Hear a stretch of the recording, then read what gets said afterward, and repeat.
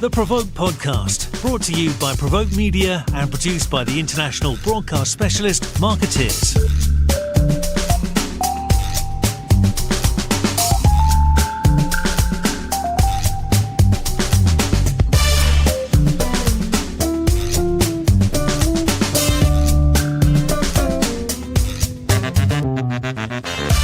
Hello everyone and welcome to the PRovoke Media podcast.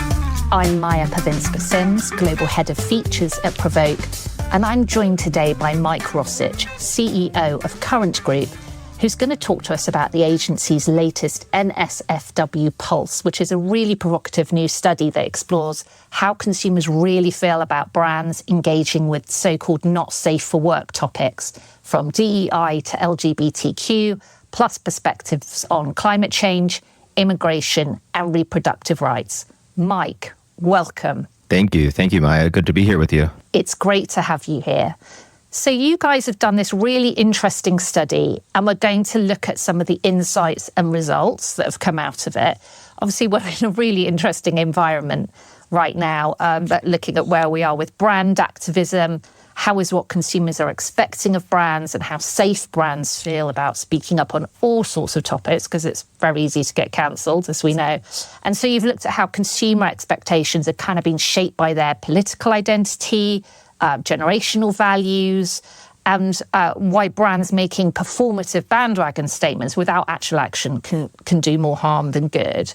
And we're going to talk about how marketers can navigate backlash and public critique, bridge ideological divides and criticism that meets this very weird moment we're in.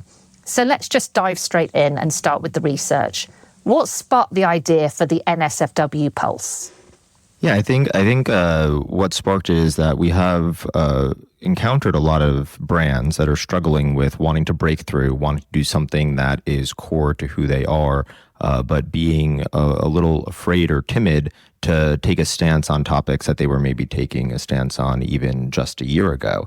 And I think especially here at Cannes, we see a lot of work that breaks through by brands taking a stance, brands putting a stick in the ground, brands taking an action, really, that is out of the norms of the category or industry to tell an important story and get the attention that they're striving for. And so as we were kind of prepping to come to Cannes and expecting the work that we're going to see, this is such a culturally relevant topic right now that we thought it'd be interesting to see, like, not what our perspective is as an agency, but what people's perspective is on what they want from brands, right? I think sometimes we get a little insular in our category or our profession, where you forget that it matters more what the public and what the audience actually wants to see.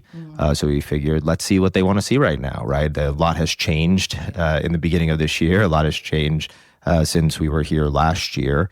And it's good to keep ourselves honest. It's all about the data, isn't it? So who did you talk to and what did you ask them? And what were some of the top line results of the study?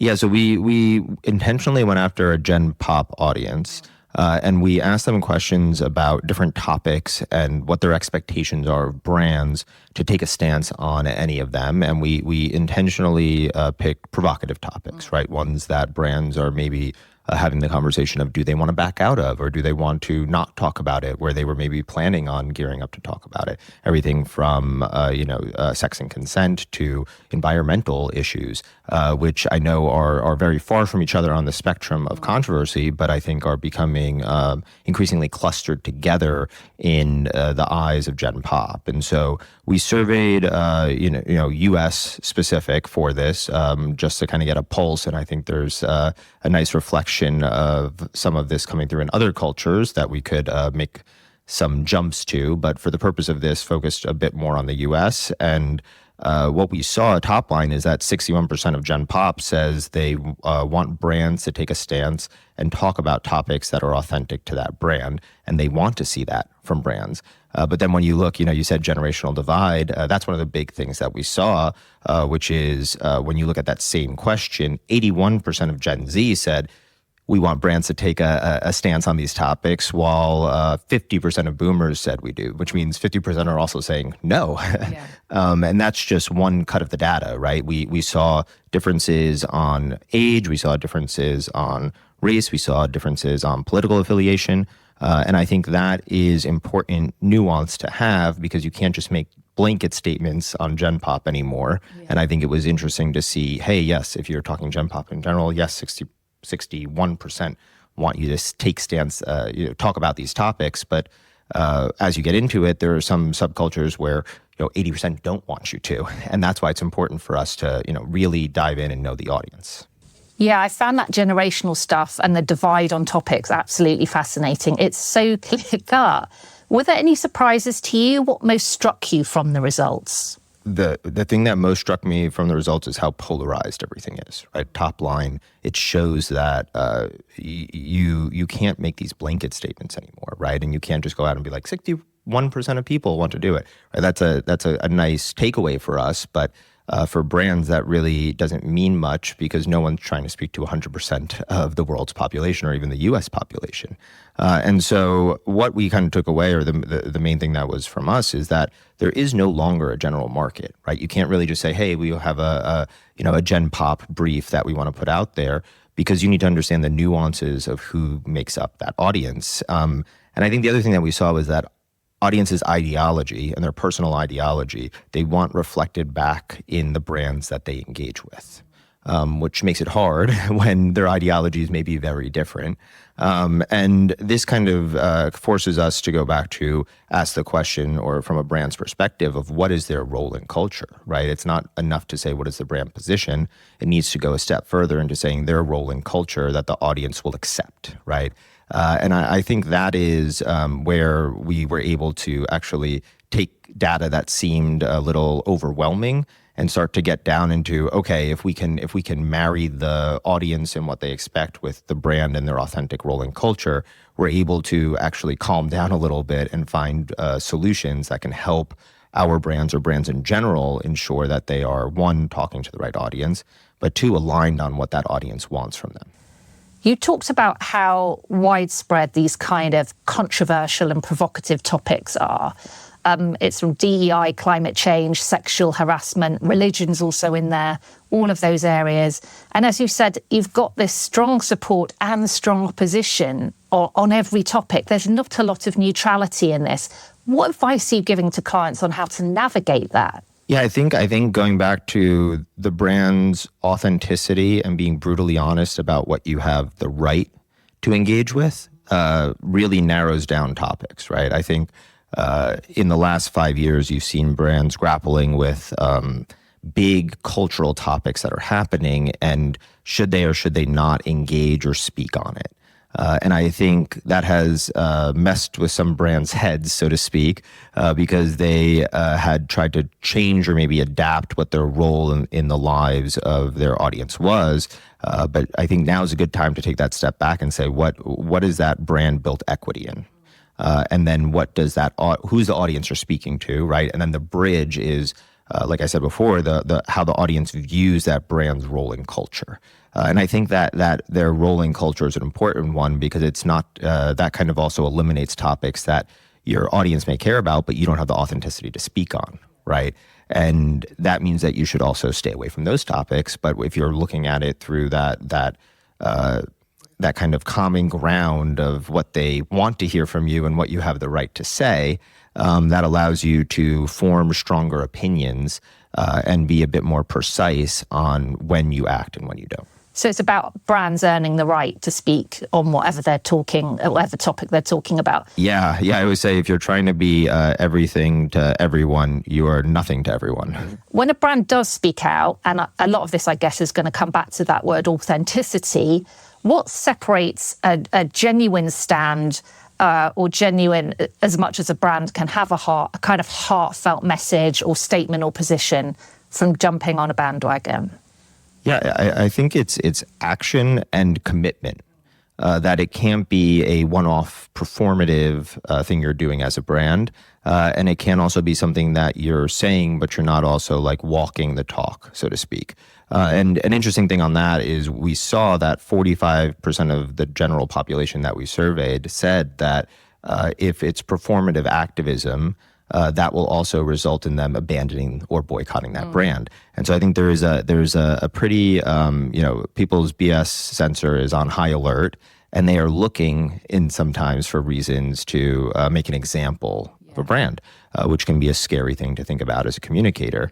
But that's why you need to know that it is core to the brand and the value that you have built in that brand. And what I mean by commitment is that you can't just wake up one day and say, hey, we want to have a very strong opinion on and a huge campaign around a topic that we've never talked about before, or that we don't live internally as a company, remembering too that for a lot of brands and companies, their internal stakeholders are a huge constituent as well. And you can't be externally talking about a topic that internally you don't support for your own people, and vice versa. You can't be supporting something for your people and making a big part of why they come and work there, and then if something happens in the world, be silent on it. So we've seen a lot of examples of brands over the years, and I do think this is getting worse and worse, taking a stand, speaking up, and then getting cancelled. I mean, cancel culture it's got to be a top 10 fear for communicators.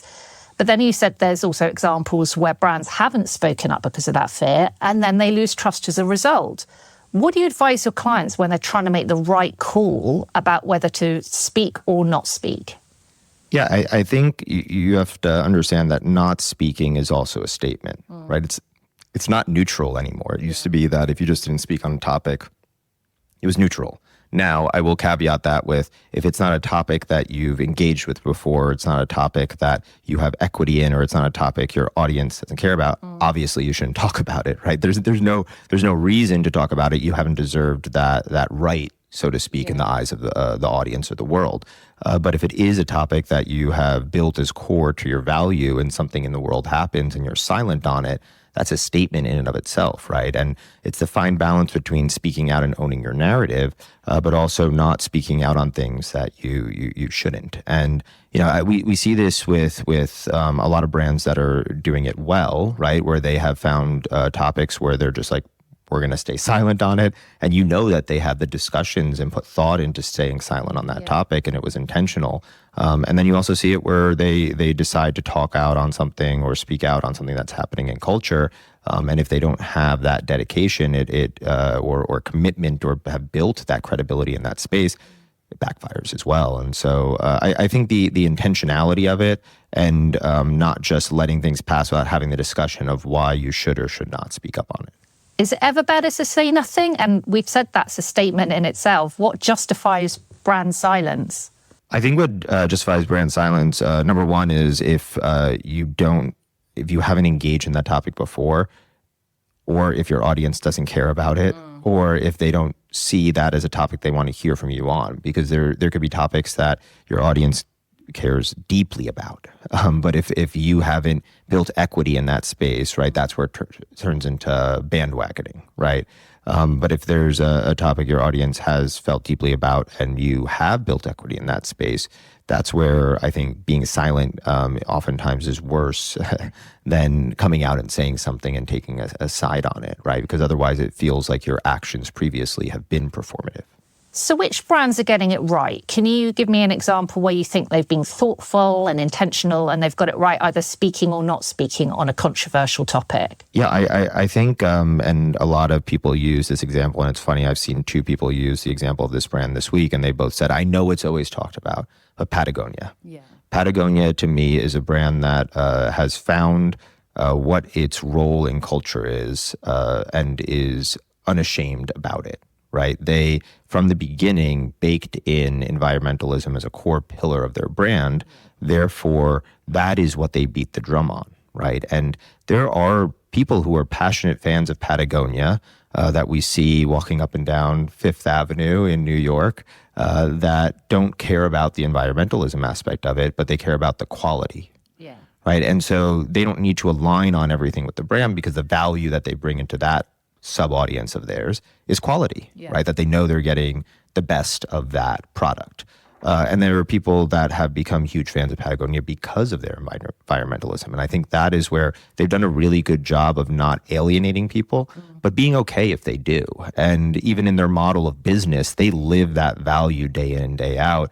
And it is I think the purest embodiment of a brand that has found their role in culture and when to speak out, because there are a lot of topics that their audience does care about that they don't speak out on because they're saying, you don't have to hear from us on this. You can hear from others who are actually more important to that conversation than us as Patagonia.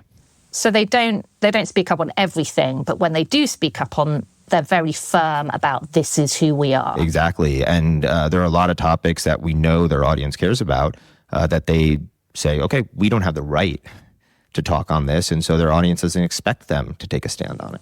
The flip side of that, of course, is when brands get it horribly wrong and speak or don't speak on stuff they either should be doing or the opposite on.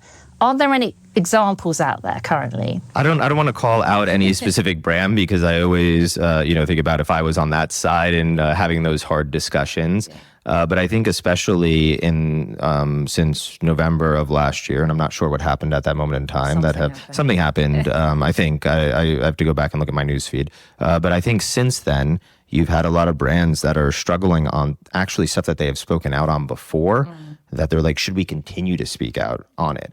And I think it's interesting. We actually have a client in our larger network that I know was grappling with accepting an award on environmentalism that they had submitted for prior to November. And when they received it, they were questioning, is that going to look bad for us now, or is that going to make us a target?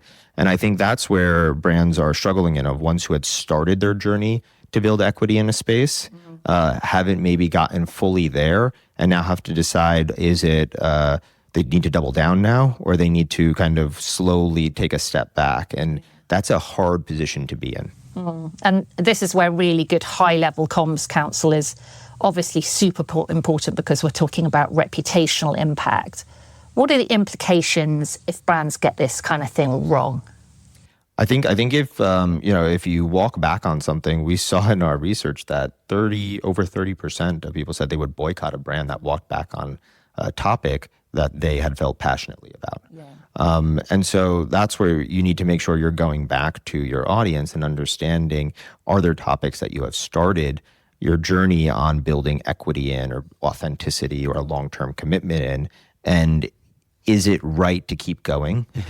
Or do you need to take a step back? Because the sad reality is you are likely going to make someone upset. So you have to understand what is the general consensus of your audience, and not the general population, but your specific audience. Yeah. And then what is, I don't want to sound too negative, but the lesser of two evils in this sense, because you don't want to just open yourself up to unnecessary risk.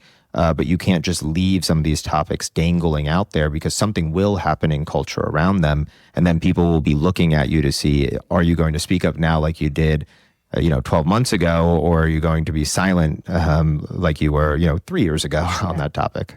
Going back to the areas you covered in the research, Mike, what are the most controversial topics from what you've seen, and what are the ones where it's maybe a little bit safer? I think the most are around religion. We saw that, and I think that makes a lot of sense. I don't know many brands outside of brands that are part of a religion want to talk about that, and I think that's okay, right?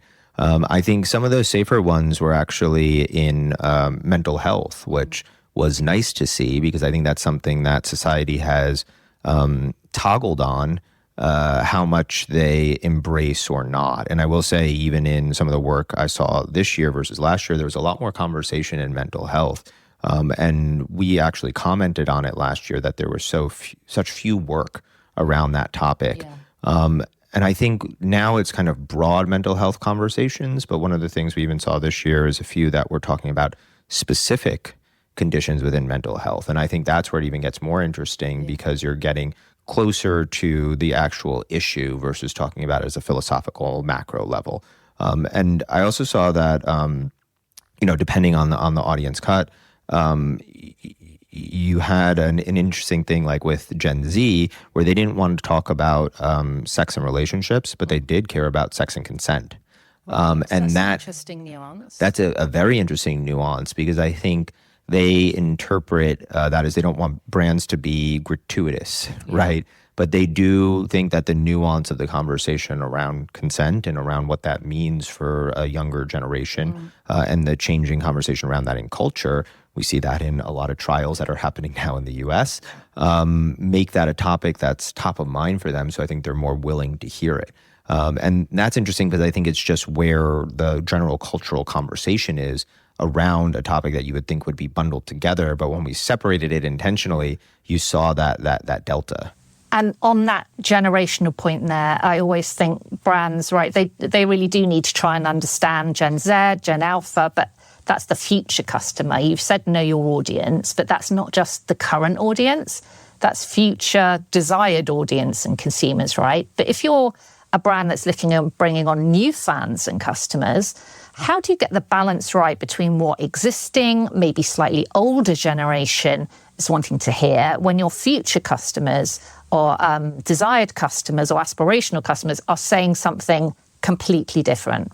Yeah, and I think generation is one aspect of it, but more and more, I think we're seeing it's about what unites the community versus what divides them, right? And I think for a lot of brands that have built equity in the space and are trying to attract a new generation in, they should look at what makes their existing customers want to engage with them or loyal to the brand or outspoken about that brand in a good way, and see what is that expanding definition of that community look like.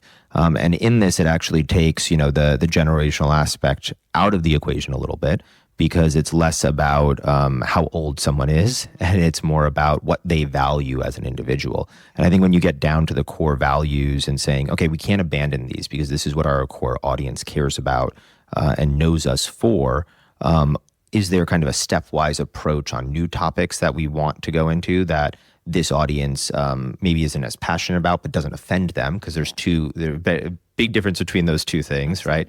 And then is there, then you can look at, can we expand the community to embrace maybe a younger generation that is aligned with these values already? And I think more and more like the age filter becomes one that is good to have, but shouldn't be guiding our decisions. I think a lot of brands over the last few years, and Amazon was even talking about how age has become less of a even deciding factor in how they think about targeting ads on their platform, and more about mindset. And I think we look at mindset in comms as like the community, right, and what that community cares about. And you also looked at the results through the lens of race. What were the main differences you saw there? I think we saw more conservatism in a white population, an older white population in the U.S., which I don't think is breaking news for anyone. No. Yeah. And I think once again it's hard because race is becoming less and less of a binary, right? Especially in one of the most multicultural generations that we've ever had in the U.S. And you look at growing populations of people who are have multiple ethnicities. I'm one of them myself, and so it's hard to just say, oh, this is what defines them as a person, but it's part of it. And I think that is kind of my main takeaway is that yes, there are watch outs when it comes to race for sure.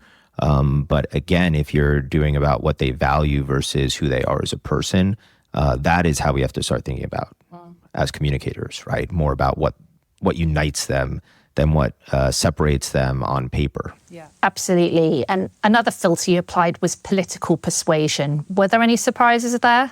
Unfortunately, no. It is kind of what you would have expected. And once again, that is okay, right? We have made, I think, politics the center of a lot of conversations right now for obvious reasons.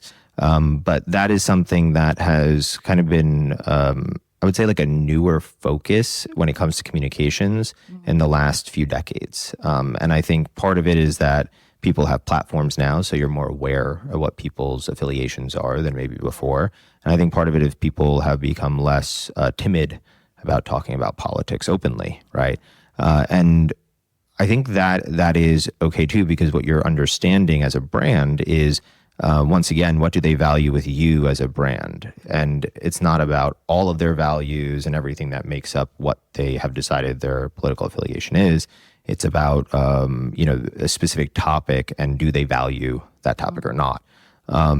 So I know it's like one of the stickier ones, the political polarization.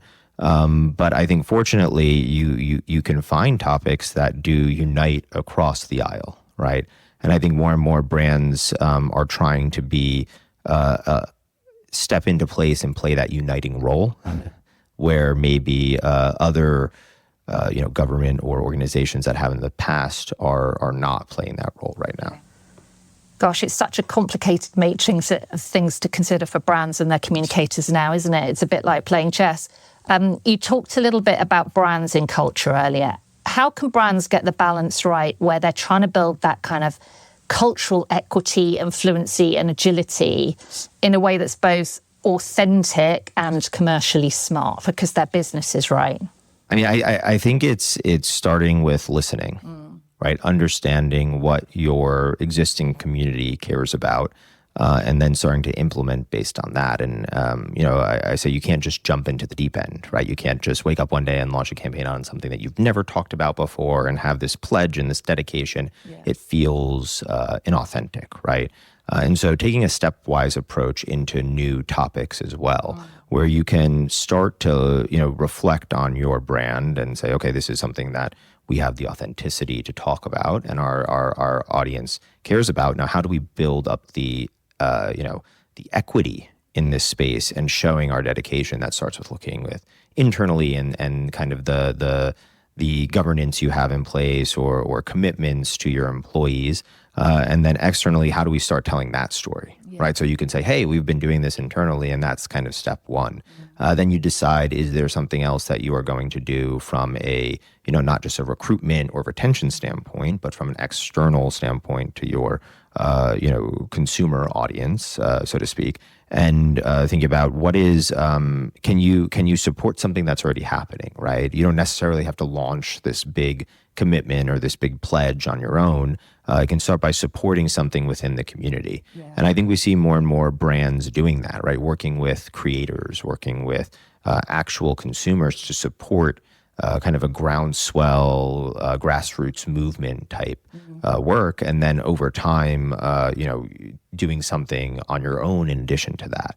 I think, this is something that has been in the playbook, interestingly enough. I think health is a category that does really well in this because you see a lot of times companies that are coming into a new patient population, a new indication, they start to build relationships with advocacy groups, right? And then once they have that relationship with them, usually it starts with them supporting stuff that the advocacy group is already doing, and then doing additive stuff on top of that. And I think it's more obvious there because they're trying to enter new patient populations and they have what unifies that patient population already kind of laid out by the advocacy groups.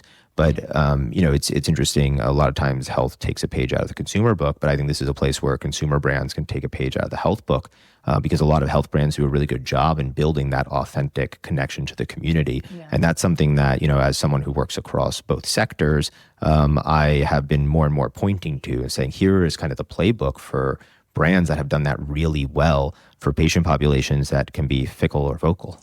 That's really interesting. And of course, kind of health has always had to tread carefully because it's been a highly regulated sector as well. And it's interesting that there's always been that recognition of risk in healthcare. Totally.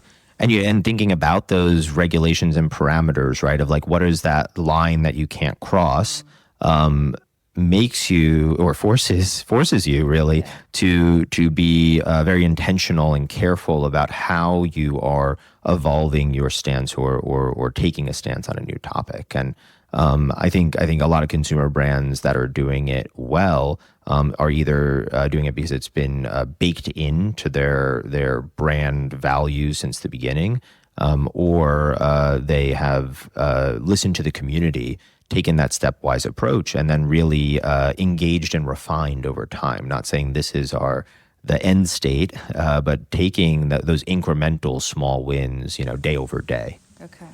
I'm really interested, Mike, in where the DEI conversation is going right now, because a lot of brands did dive in 5 years ago into the Black Lives Matter movement. They made all those pledges, they really went for it and were seemingly committed, and that's obviously tailed off. What's your advice to brands on speaking up or taking action around DEI now? Yeah, I think if it's something that has become core to your brand, you can't just walk away from it. We've seen brands get called out on that fairly aggressively and not just hurt their public viewpoint or positioning or image, but hurt their bottom line, right? And I think that is why you have to know where is your audience on that topic, right? But if you've built equity in that space, you can't just stop talking about it overnight. I think it's also evolving how you talk about it. If you do want to continue, but you don't want to let a co-opting of a term blemish the real change you're trying to make, right? And we've had a lot of conversations about just talking about the inclusive nature of it, right? And I think it's interesting is when you start talking about inclusive nature, and even from brands, I've used this example before of saying, do you want to speak to 50% of your potential audience or 100% of your potential audience? And most of them will say 100% of your potential audience. Like, well, that's what inclusivity is making everyone feel like they are seen and valued equally in the work you're doing and your commitment to your audience. Thanks, Mike. Brilliant. Thank you so much for giving us a deep dive into Current Global's new research. It's been amazing to talk to you. Loads of food for thought. So thank you. Thank you. Thank you, Maja.